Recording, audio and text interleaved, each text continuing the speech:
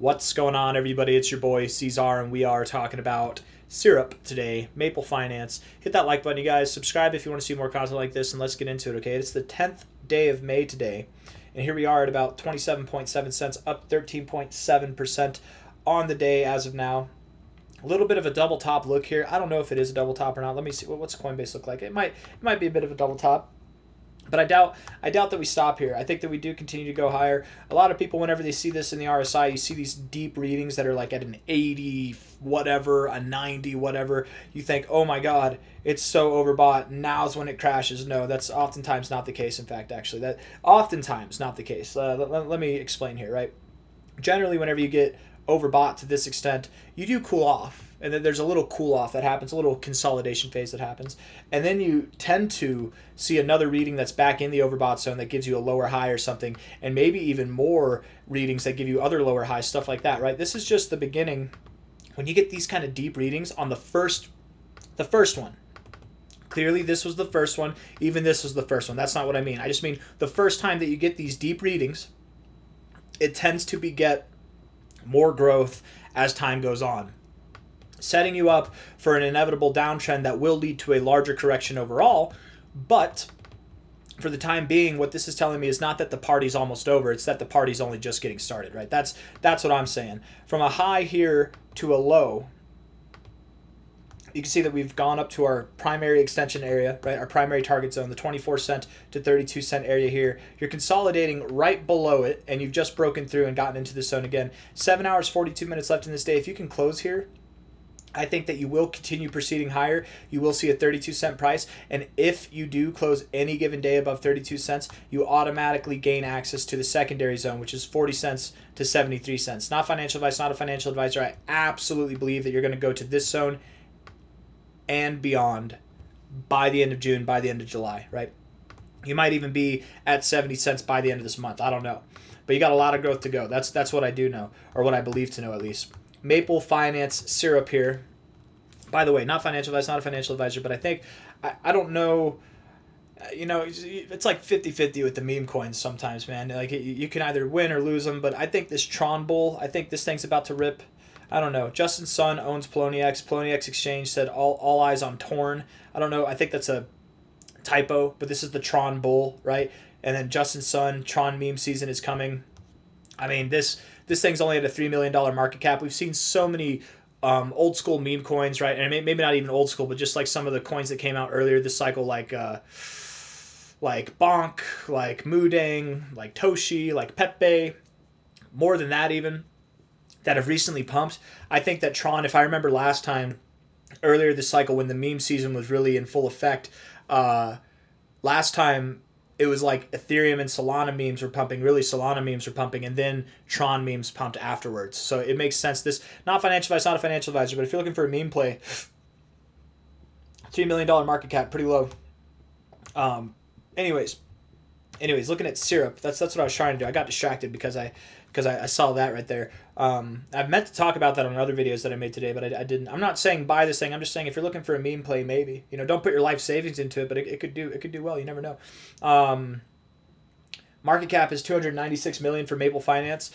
I could see this thing doing like a 100x by the end of this cycle. It could genuinely, that would put it at about a $30 billion market cap.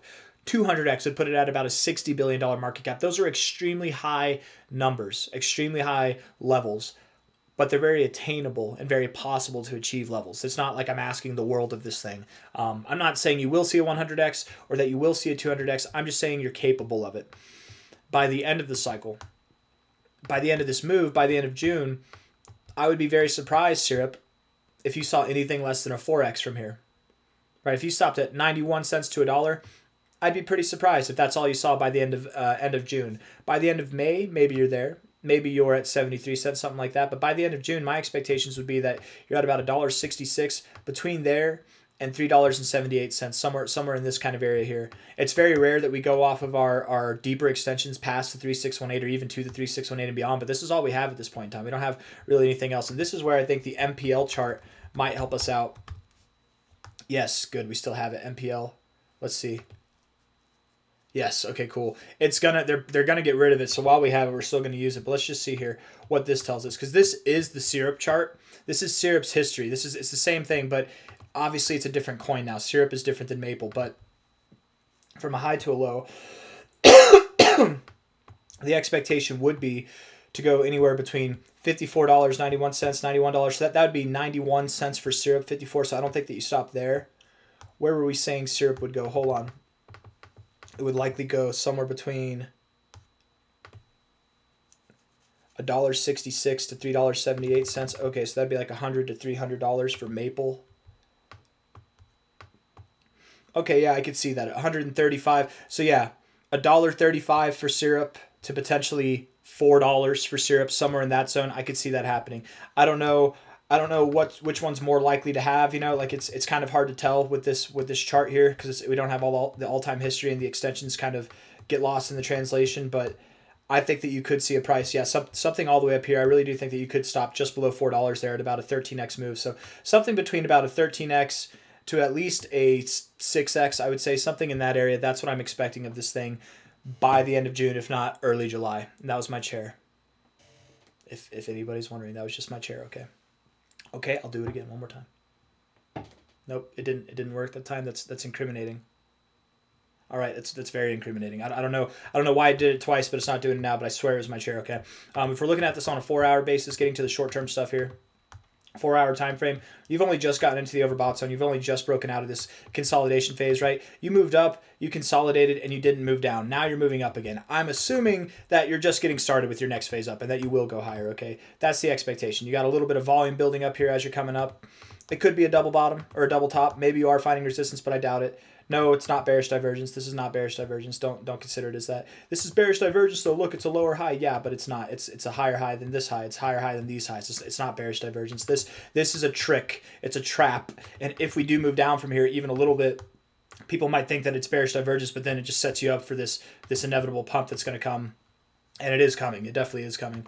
I don't mind the 4-hour. I don't mind the 4-hour at all. I think it looks good. 1-hour time frame, that's bearish divergence. But now you've replaced that bearish divergence with hidden bullish divergence. You've got lower lows in the RSI, higher lows in the price. That equals continuation. What I think you're doing here is not finding resistance at prior resistance. I think now you're finding support at prior resistance and getting ready for that next leg up. It really wouldn't surprise me if by the end of the day, syrup, you're at up 12% today. It would not surprise me at all if you were up more than that, maybe up over 20% by the end of the day. But I think you have a lot of growth to go. Just checking in with you, looking good.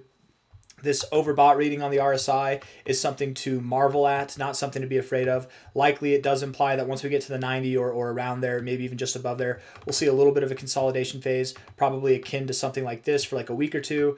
And then going into the end of the month, we will start to pump again and rally once the RSI cools off. That's the expectation. So that's all I got for you guys. I hope you enjoyed the video. If you did, hit the like button, subscribe. Thank you all for being here. I'll see you on the next one. Take care of yourselves. Bye.